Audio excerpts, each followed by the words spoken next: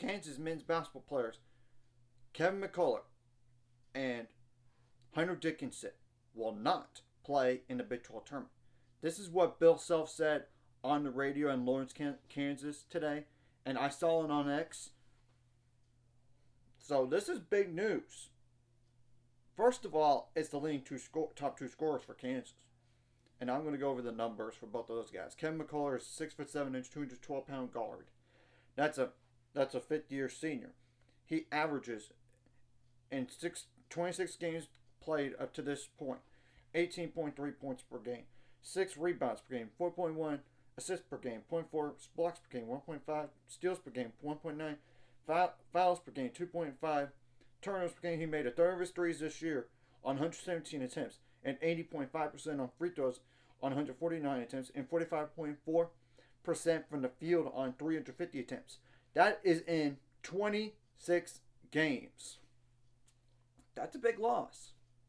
And he did not play in the second half against Houston. And it's not like an ACL. It's not.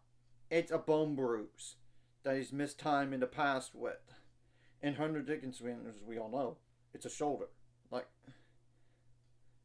Shoulder.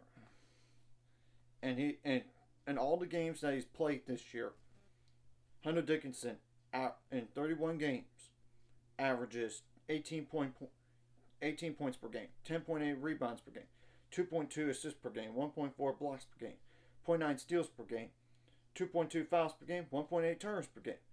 From the floor, 55% on 427 attempts, 35% on threes on 60 attempts, 64.1% on free throws on 103 attempts. So these are the top two guys in terms of points per game for Kansas. And they only have 3 double-digit scores this year. And that's those two guys and KJ Adams. Though I will say Johnny Furphy is close with 9 points per game. And DeJon Harris Jr. at 8.3 points per game. We know that Kansas is not that deep this year. It's because of that Ontario Morris situation, and they should have never taken a risk on him to begin with. That's what Kansas fans are saying, and even their media is saying, some of the media that they should have never taken that guy in because of what happened in the past. That was just a mess. And y'all could just look it up on that situation. So, yeah, they don't have a lot of depth, as is, even with those two guys. Now they even have less depth. So those guys need to definitely step up. Like KJ Adams needs to do more. Johnny Furphy needs to do more. DeJon Harris needs to do more. Nicholas Timberlake, which he has been off and on, not as great from 3 this year compared to in the past, but he needs to do more. And Elmarco Jackson and Parker Brown, as in Braun. I know it's spelled that way, but still, Jermary McDowell as well. I'm just naming some other guys that are normally playing.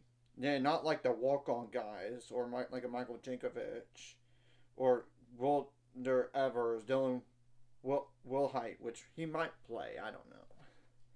Patrick Cassidy and Chris Carter, but y'all get the point.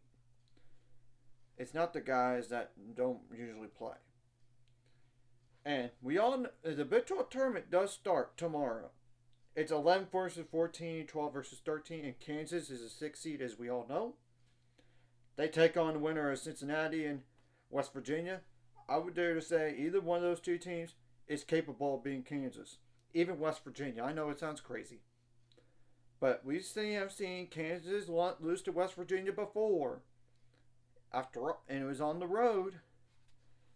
But we'll have to wait and see. But even if Cincinnati does win that game, I think they could beat Kansas. And we all know that waiting for out of that winner of that Kansas game is the 3 seed Baylor. So if Kansas plays Baylor, and Baylor beat them last time, and I get that was at home, and last time it was on the road, they lost by 3. Baylor did not have Langston Love in either of those two matchups. Now he's back playing again. So, yeah, they're healthier than Kansas, and they have more depth than Kansas.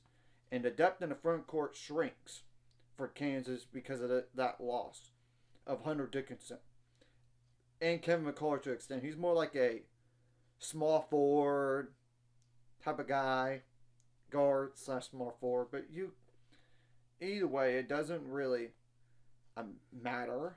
I mean, it's a guard or a small forward, shooting guard slash small forward, in all this. So, yep.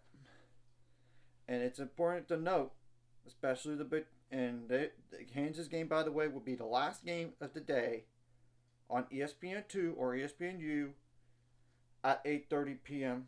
Central Time or around that time on March 13th. We're going to have to wait and see what happens.